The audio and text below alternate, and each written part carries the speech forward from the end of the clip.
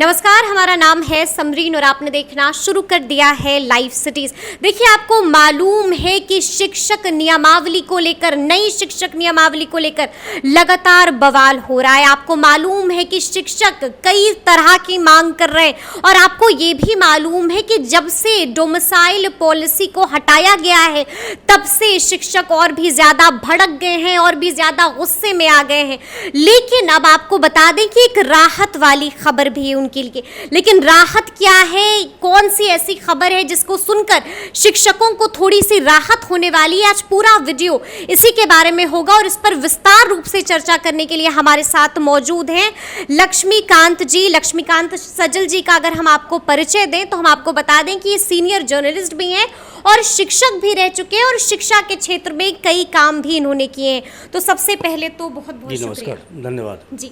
तो जैसा कि मैंने कहा और हमारी और आपकी चर्चा भी चल रही थी कि जिस तरह से डोमिसाइल पॉलिसी को हटाया गया है और जिस तरह से शिक्षक जो है भड़क उठे हैं, लेकिन आप बता रहे थे कि उनको भड़कने की ज़रूरत नहीं है, समझदारी से समझने की ज़रूरत है कि उनका ज़्यादा नुकसान नहीं होगा। कैसे बोल रहे हैं आप? मैं ये कह रहा था जी कि अभ्यर्थियों का गुस्सा सिर्फ डोमिसाइल नीति को लेकर नहीं है। डोमिसाइल नीति हटाई गई है, इसको लेके वो सिर्फ गुस्से में नहीं है।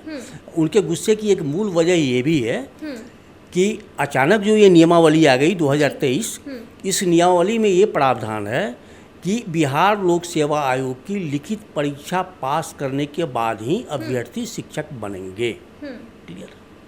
शिक्षक बिहार लोक सेवा आयोग की परीक्षा में कौन बैठेंगे? बिहार लोक सेवा आयोग की परीक्षा में वैसे अभ्यर्थी बैठेंगे जो ट्रेंड होंगे और टीटी, एसटीटी, सीटीईटी में से कोई एक पास होंगे। ठीक है जी, वही बैठेंगे। इसके पहले क्या था? ठीक इसके पहले था कि उनके लिए सिर्फ ट्रेंड होना जरूरी था। टीटी, टीईटी, एसटीटी या सीटीईटी, तीनों में कोई एक पास होना जरूरी था। तो अब इस बार अभ्यर्थियों पे एक नई शर्त लगाई गई है कि आपको भैया बिहार लोक सेवा आयोग की परीक्षा में बैठना है और आप पास करोगे तब भी आप शिक्षक बनोगे। तो अभ्यर्थी तो बिहार लोक सेवा आयोग की परीक्षा देने की तैयारी में थे नहीं। उन्हें तो पिछले अनुभवों के आधार पर, पिछली नियमावली के आधार पर वो तैयारी करें तो बस अब वैकेंसी निकलेगा, अप्लाई करेंगे, टीचर बनेंगे। तो एक गुस्से की मूल वजह ये हो गई कि अब उन्हें एक तीसरी परीक्षा की तैयारी करनी परीक्षा, ठीक है, तीसरी परीक्षा ये उनकी हो जाएगी ना। एक टीचर ट्रेनिंग की परीक्षा हो गई, एक अहर्ता की परीक्षा हो गई जिसको पात्रता परीक्षा कहते हैं, और अब उन्हें तीसरी परीक्षा देनी होगी बीपीएससी की, जिसमें निगेटिव मार्किंग भी है। तो गुस्से की एक वजह अभ्यर्थियों में जो है, ये जो लंबे समय से शिक्षक नियुक्ति की प्रक्रिया का वेट कर रहे थे, तो और अचानक फिर वो बीपीएससी वाली बात आ गई तो उनका गुस्सा वहाँ भड़का। आपको याद होगा कि जब नई नियमावली आई तो उस समय भी वो मूवमेंट में थे, लेकिन इस मूवमेंट को तूल दिया डोमिसाइल नीति की समाप्ति ने। तो अभ्यर्थी अब गुस्से में उतर गए। अभ्यर्थियों को अब ये लगता है कि हमारी जो उम्मीदवारी है शिक्षक बनने की, ये खतरे में पड़ गई है क्योंकि बाहरी राज्यों से आएंगे। तो मैं आपको स्पष्ट कर दूं कि इसके पहले 2020 में भी डोमिसाइल नीति की समाप्ति हुई थी और तब 1,84,000 शिक्षकों के पद विज्ञापित हुए थे। और आपको जान के आश्चर्य होगा कि 1,84,000 पदों के विरुद्ध मात्र 3,400 अभ्यर्थी ही दूसरे राज्यों के यहाँ नियुक्त हो पाए थे। तो वही हाल इस बार भी होने वाला है। अच्छा, ऐसा क्यों लग रहा है आपको कि वही हाल इस बार भी ऐसा इसलिए होगा कि मैं ये कह रहा हूँ 9-10 के लिए, 11-12 के टीचर के लिए। मैं ये बात 1 to 5 के लिए नहीं कर रहा हूँ। 9-10 और 11-12 में अपने यहाँ जो प्रोविज़न है कि वो 9-10 और 11-12 के टीचर वैसे ही अभ्यर्थी बनेंगे जो माध्यमिक शिक्षक पात्रता परीक्षा पास होंगे। दूसरे राज्यों में इस परीक्षा का प्रावधान नहीं है। मतलब आप बात कर रहे हैं एसटीटी की मैं बात कर रहा हूँ। तो दूसरे राज्यों में एसटीटी का प्रोविज़न नहीं है। तो जब वो एसटीटी पास ही नहीं होंगे तो हमारे यहाँ टीचर कैसे बनेंगे?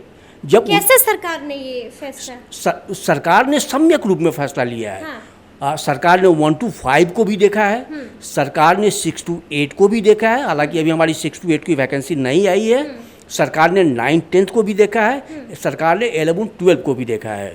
तो ये सरकार का जो फैसला है ये समेकित फैसला है, ये सिर्फ 1 to 5 का फैसला नहीं है, सिर्फ 6 to 8 का फैसला नहीं है, सिर्फ 9th, 10th और 11th, 12th का फैसला नहीं है। क्योंकि सरकार का फैसला ये इसलिए भी हो सकता है कि हमारे सबसे अधिक पद जो हैं 85,000 पद वो 1 to 5 में है।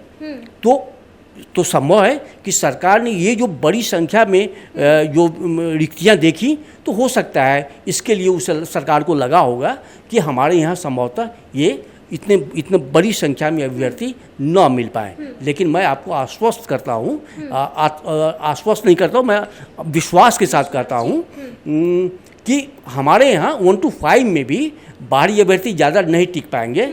इसलिए नहीं टिक पाएंगे, एक तो हमारा जो स्केल है वो पुराना वाला स्केल नहीं है, स्केल कम है। तो दूसरे राज्यों के लोग कम पैसे में आके यहाँ पढ़ा के गुजर बसर नहीं ठीक से कर पाएंगे। एक तो ये है। दूसरा कि हमारे यहाँ 1 to 5 में 50% सीटें महिलाओं के लिए रिजर्व होती हैं। तो जाहिर सी बात है कि महिलाएं कहाँ पोस्टिंग चाहती हैं? अपने घर के बगल में, अपने पास पड़ोस में। और फिर 1 to 5 में दूसरे राज्यों की महिलाएं सुदूर राज्यों से चल के यहाँ कैसे आएंगी उतने कम पैसे में?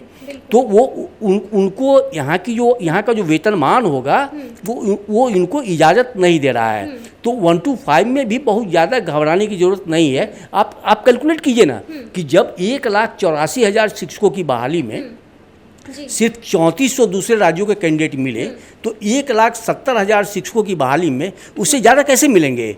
नहीं मिलेंगे। तो और तीसरी वजह आपने ये भी बताई कि STET तो कई राज्यों में है, बिल्कुल है ही नहीं। क्योंकि हर राज्य में क्योंकि TET जो है ये राइट टू एजुकेशन का पार्ट है। TET का प्रोविज़न राइट टू एजुकेशन में है, शिक्षा का अधिकार कानून में है, लेकिन शिक्षा का अधिकार कानून में CTET की बात नहीं है।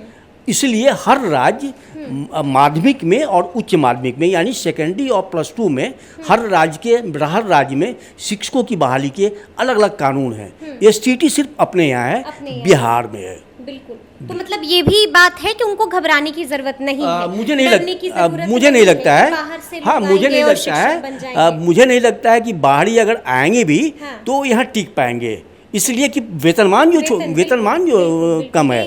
तो बड़ी बात यही वेतनमान वाली बात है।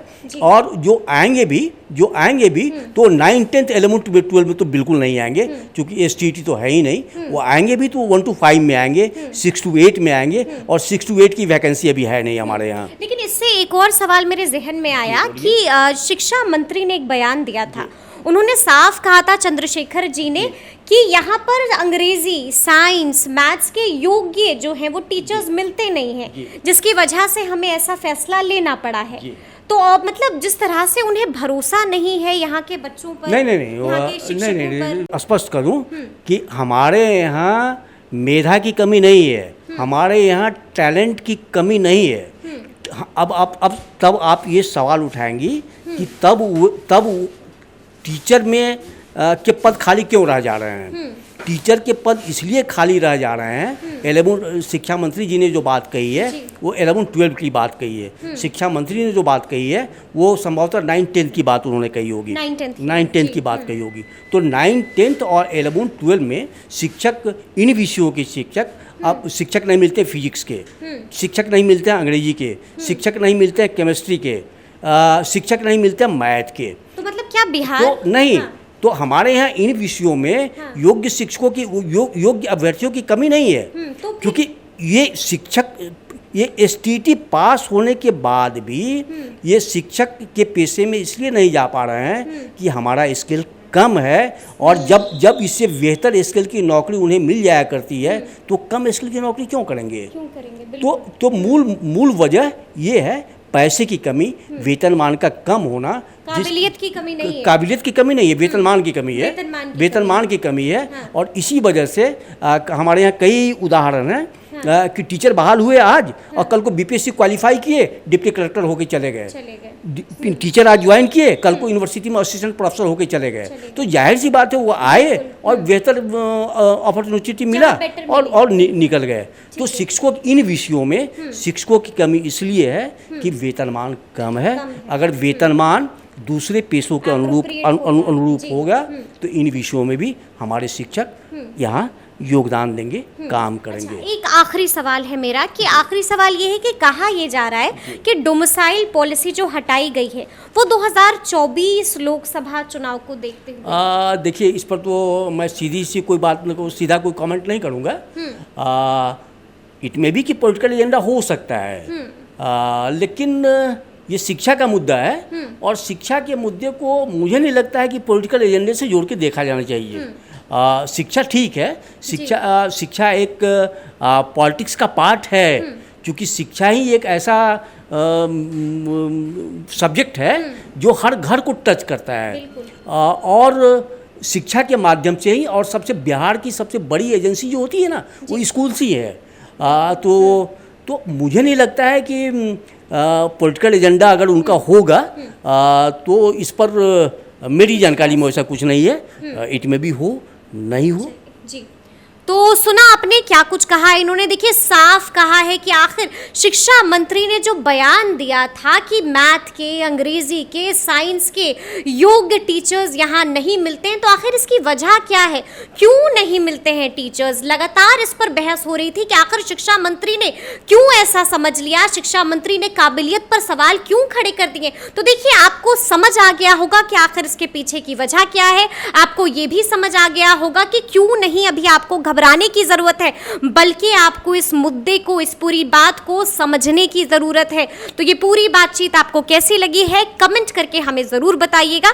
तो इस तरह के तमाम अपडेट्स के लिए ऐसे ही हमारे साथ बने रहिएगा और देखते रहिएगा लाइव सिटीज। बहुत शुक्रिया।